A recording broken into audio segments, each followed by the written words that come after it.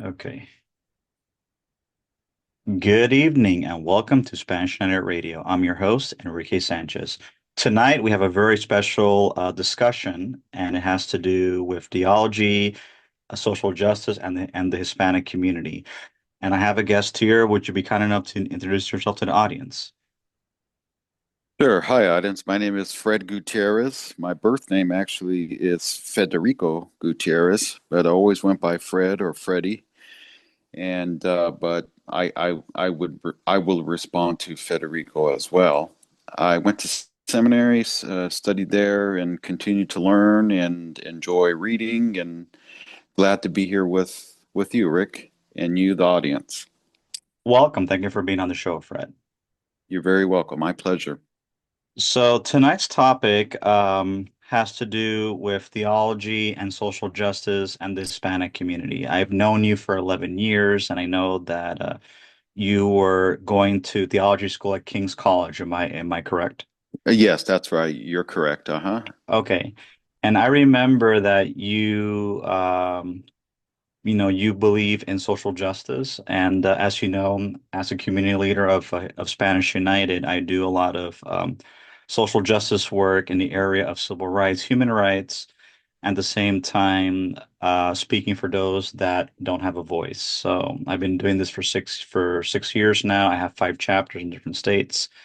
And yesterday I was in Temple City where I was invited to a conference where the president of the Pacific Union Council of State Committee or something. It's like a board of the Seventh-day Adventist Church. It was at the Chinese Seventh-day Adventist Church over in Temple City, which has to do with the biblical social justice and social justice in the community. So, you being a seminary student and someone that wants to be eventually later on a man of the cloth, like how would you put together theology? Well, growing up in Pacoima, which is largely Hispanic, my guess would be growing up there in the 80s and 90s, upwards of 90% Hispanic. Pacoima, it's an area in the San Fernando Valley. Education wasn't stressed. Not not in my Mhm. family, not in my friends' families or neighbors, in my schools there. Uh, so that's something that would be important to me because learning and obtaining knowledge and education, truly knowledge is power, but I feel that it wasn't emphasized enough or even Mhm. at all growing up. Mhm. No, I agree with you. And one of the mottos of Spanish United is not aside from culture over color, but is the promotion of education. Like, I'm not sure if you had an opportunity to listen to any of my podcasts, but I do a lot of work with the Chinese community in the San Gabriel Valley. And I make a comparison between the San Gabriel Valley cities like Arcadia, Temple City, Alhambra, Monterey Park, in contrast to places like Van Nuys, Pacoima. It's like night and day. And primarily it has to do with the lack of education. And you're right. I feel that if Hispanics were to emphasize and promote education, or Hispanic leaders or members of the city council that are Hispanic were to emphasize that, I think it could create not only a better quality of life, but at the same time, the needs of the Hispanic community can be met. Because unfortunately, money is power, and without money, you don't have I wouldn't say not rights, but you don't really have influence to fight against those that could cause you harm. And I've seen this in many cases, like in courts, and when it comes to housing, when it comes to education, you know, uh, education opens doors to economic opportunity. And you're right. I feel that because of the lack of education or not emphasizing education, That's the reason why the Hispanic community is left back compared, let's say, to the Asian community. So I have a question. Do you feel that the emphasis of education is changing in the Latino community, or do you think it's still lagging behind? I I would say there hasn't been a dramatic change. I I go back to Pacoima to visit old neighbors and friends, and I it seems to be the same. Uh, it it was always the odd person that focused on their homework and studies there in Pacoima, and it Mhm. I don't think there has been a very dramatic or pronounced change. I think it's much the same. And what do you think that is? Why do you think you have not seen an improvement? That's a very good question. I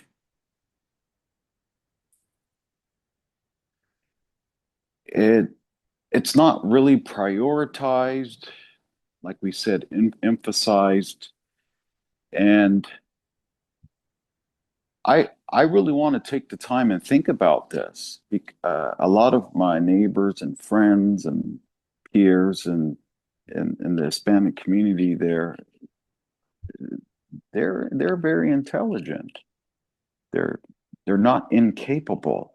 It's it's just that they don't they don't see it as being cool or it's they would rather uh, there nothing inherently wrong with rap or hip hop music, but they would rather listen to the music and dress in cool in a cool manner Hmm. and and prioritize being attractive to the opposite sex.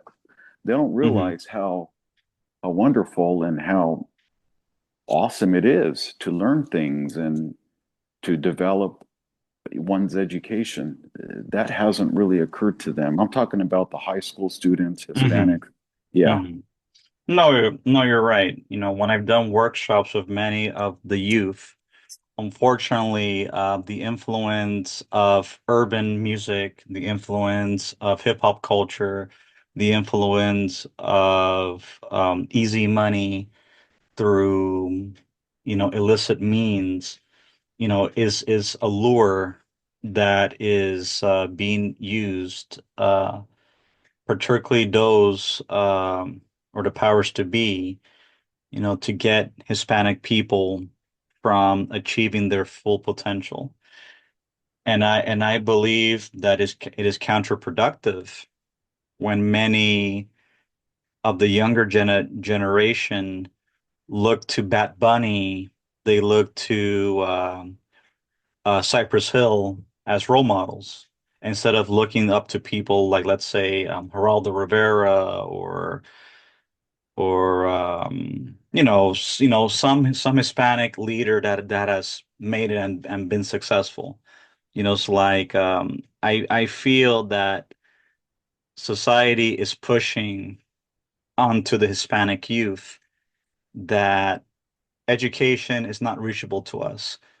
If you want to make money, be a musician, be an athlete, and unfortunately, in many cases, become a drug dealer.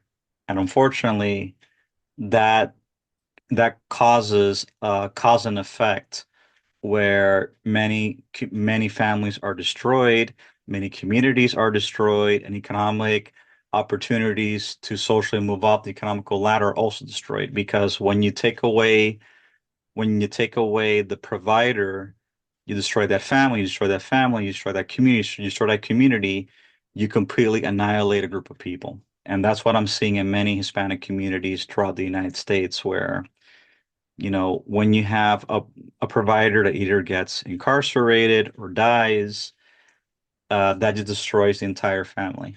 And that causes many many communities to become gentrified. And in the case of the church, because this is what the topic is about.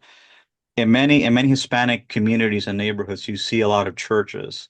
However, you don't really see the church or the church leaders emphasizing on social justice. So for someone who is a seminary student, why do you think that is, and what can be done for that to change? I think there's a misunderstanding with them. You're right. I myself don't see a lot of talk about social justice, um, or engaging the surrounding community civically or anything like that. I don't see a lot of it at all. I think they misunderstand something. I think they have this separation between the things of God in heaven Hmm. and the things of the streets or uh, government and the city in which they live. Hmm. They put all their eggs in the one basket of heaven and God and church. Right. But And yeah. mhm. Hmm. Yeah, go ahead. Go Yeah, ahead. and it seems to me that they don't engage very much. They might vote, sure, um, but it doesn't go much further than that. They don't attend city council meetings or really do their homework and learn about candidates. They may hear our an opinion on Christian radio and not go much further than that. Right. And I think that's the problem because unfortunately many churches and many church leaders, and again, I'm not putting them all in the same basket, but many of them have gotten corrupt and they're not doing the commission that Christ, has commissioned them to do. Meaning, aside from going out and making disciples, but at the same time being a beacon of light to the world. And you know that Hispanics are very religious people. In many cases, it's been their downfall. However, I do believe that the church, and particularly those that are clergy, I think aside from their biblical duties, also their moral and ethical duty to stand up for social justice. And social justice has nothing to do with liberal values, which many of the far right like to, use to discredit people to get involved in social justice. It has to do primarily with looking out for people that are vulnerable, people that are destitute, people that have been discarded by society. And I believe that if the church, if the clergy were to invest more resources into social justice, aside from the social problems going away, or at least be controlled or manageable, it could create membership to increase because many Hispanic people are leaving the church primarily because they don't see that the church is doing anything to make their lives better. And I believe that the church in general is in a crisis, not only morally and spiritually, theologically, but also ethically. And primarily has to do because they are either unwilling or not willing to engage in social justice. Yeah, you make very good points there. Yes, very good points. Yes, I remember I went to one of the senior pastors in my church and told him I was campaigning for one of the council members, and this church is in her district, and he didn't have much interest. He really Hmm. didn't have much interest. He and that it really saddened me. This senior pastor would not even know the council member or potential council member's name of the district of his church. And I asked Hmm. this council member if she knew about the church I attended, which is one of the largest ones in her district. She didn't know. And that really shocked me. What is this church doing? It's not, I don't believe it's doing anything to get on her radar. We're not engaging people, the people without a voice or the disadvantaged, where she frankly does not know who we are. And that really got my attention and it troubled me. Well, yeah, because the church, at least the leaders, their candidates or their constituents, or at least know the district that they're in. But like I mentioned earlier, unfortunately, many churches, they run the church like a business instead of a house of worship, and that kind of loses its essence of what they're supposed to do. Like I remember when I went to that meeting that I told you about yesterday over in Temple City. I'm not sure if you are aware, but the Seventh-day Adventist Church, they are conservative, but they are not Christian nationalists, like let's say a lot of evangelical churches that are out there. And one thing that really kind of surprised me, especially, growing up Jehovah Witness, is that they were emphasizing social justice and social justice when it comes to doing the right thing. And there is a danger of Christian nationalism, which is basically a fusion of fascism, religion, and white supremacy that has kind of taken a hold in the church today. And that's kind of doing the opposite of God's will here on earth. And it really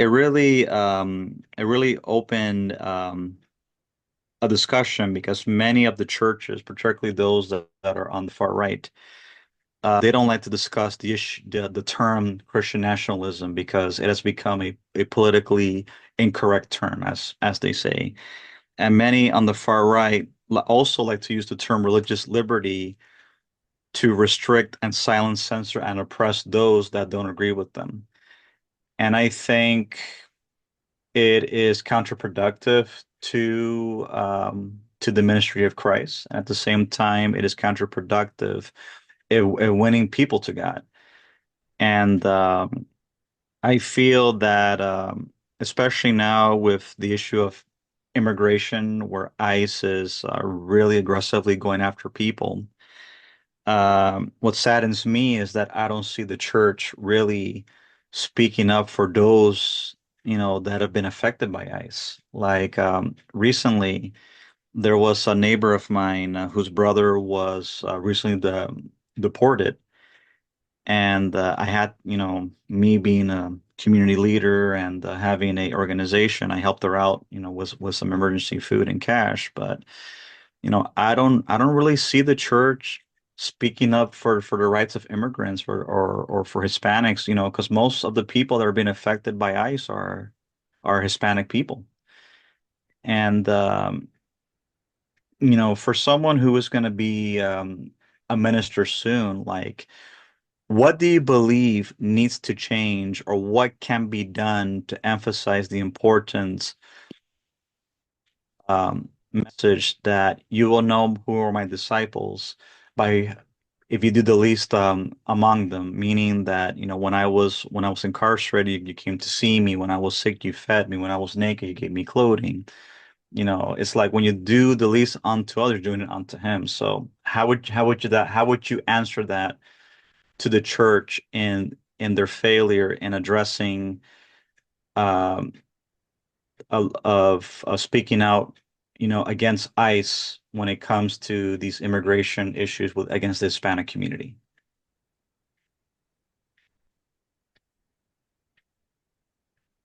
Well,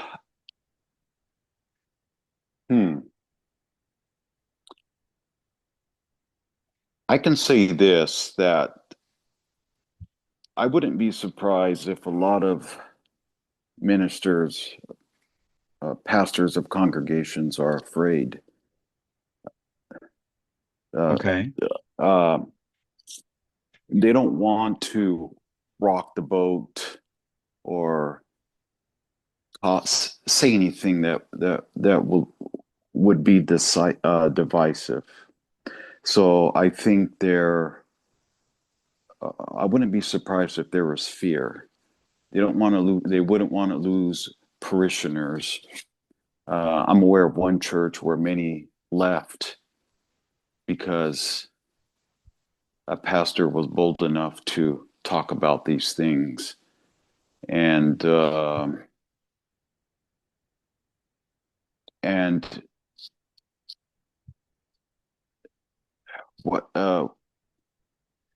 or talk against the so-called Christian nationalism, and many left. A lot left his church. So I think I think there might be a lack of courage. I wouldn't be surprised among many pastors to really engage these issues. Mhm. But that's where the problem lies, when one remains silent when evil's being committed, is being complicit, even if they're not involved in it directly. It's like when you see something happening and look the other way, you're just as guilty as you were committing it because you're not doing anything to try to stop it. And I think that's and again, I'm not saying all ministers or pastors are involved in that, but I'm saying that the ones that could speak and they don't do it, because they don't care. I think they're more guilty of shedding innocent blood. And I'm saying this, metaphorically, than those that keep silent out of fear.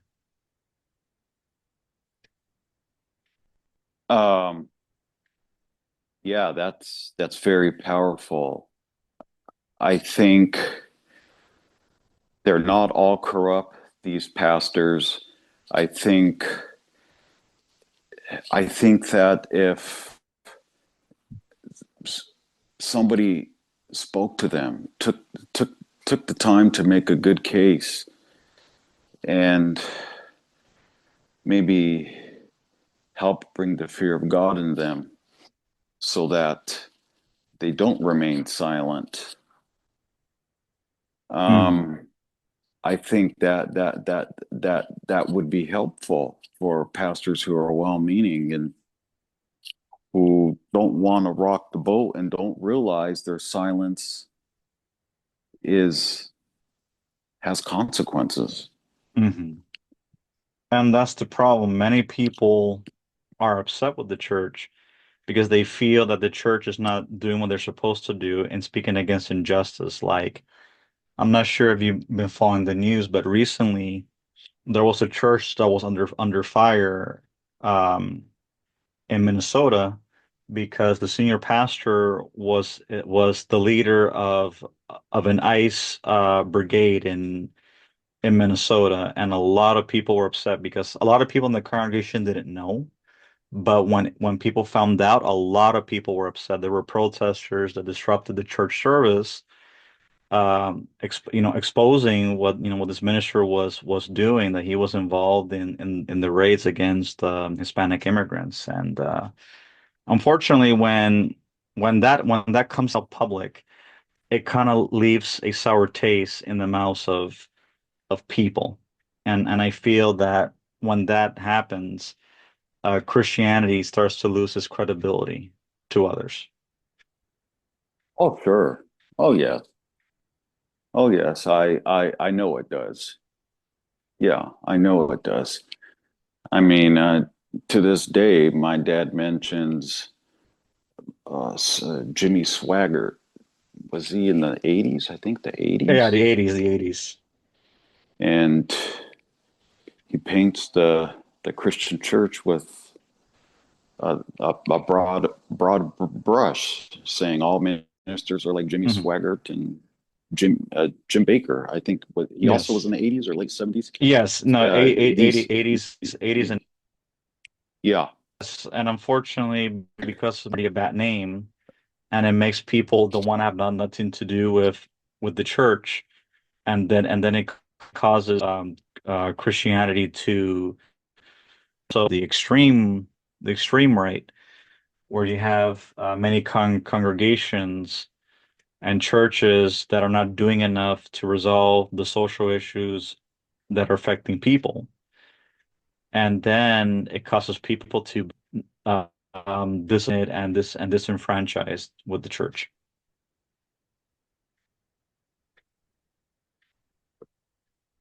yeah.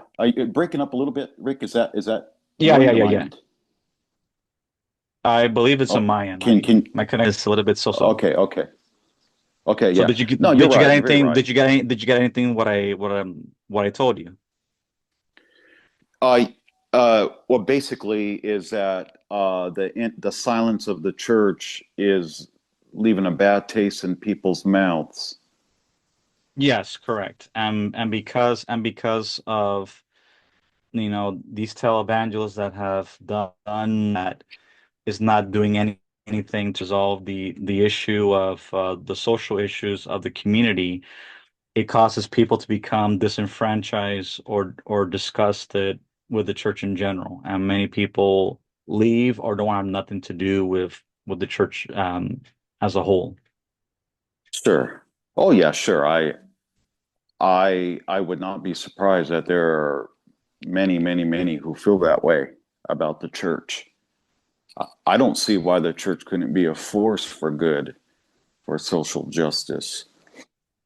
Oh yeah, The because that's what the church is there to do, to speak and defend those, that are being oppressed. Yes, that's right. And it seems to be silent. The church, uh, from in my experience anyway, um, silent, uh, powerless. That's not how I see the church in the New Testament, the book of Acts or the Acts of Jesus. Well, yeah, Um, the early church in the New Testament was very active in social justice. If anything, they spoke against um injustices, and that's why the church grew so much at that time, because the church was in support of those that have been oppressed, those that have been marginalized, and they were a beacon of light. And I feel that in order for that spark to become reunited, they need to go back to their foundational roots and look to the early church as an example. sure, yeah. And when I was campaigning for the candidate for city council, and I asked her if she had heard of my church, and she said no. It really bothered me. It hurt me. Wow. We're supposed to be a well-known church, and she's now a council member. I don't see why the senior ministers at my church can't get to know her, schedule a meeting with her, and ask her how our church can help her Right. district. Right. Uh, I would be surprised if a number of the senior ministers don't even know her name, Hmm. the the council member. Right. Of course.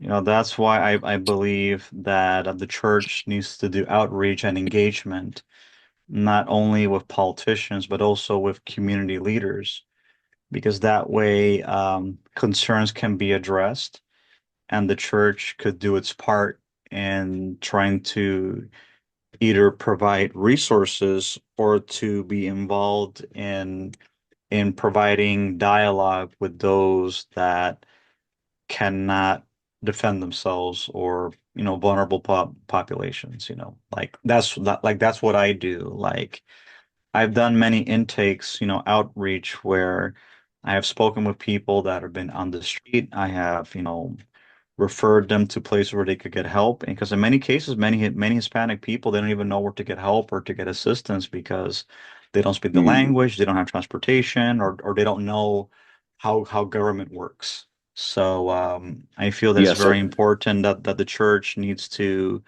be an advocate for those that cannot really, speak for themselves or defend themselves, so to yeah, speak. I agree. I think there should be a ministry at the churches devoted to that outreach and helping those who don't know how the government works or don't know what resources are available. I think there should be a ministry at the church devoted to that. I know I believe a number of people who will go to church would join that ministry.